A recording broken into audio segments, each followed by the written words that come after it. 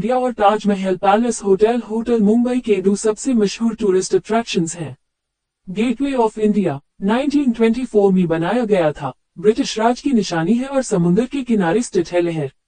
ताज hotel 1903 में बनी ये आइकॉनिक होटल अपनी शानदार आर्किटेक्चर और हिस्ट्री के लिए दुनिया भर में मशहूर है।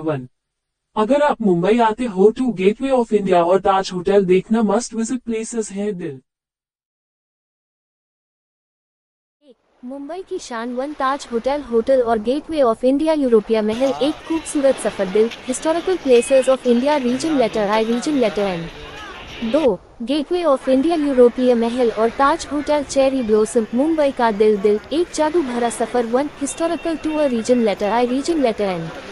3 ताज होटल और gateway of India cherry blossom Mumbai की खूबसूरती 1 इंडिया की पहचान दिल हिस्टोरिकल हेरिटेज टूर यूरोपीय महल reason letter I region letter N बहुत दूर है यहाँ से, सबसे अलग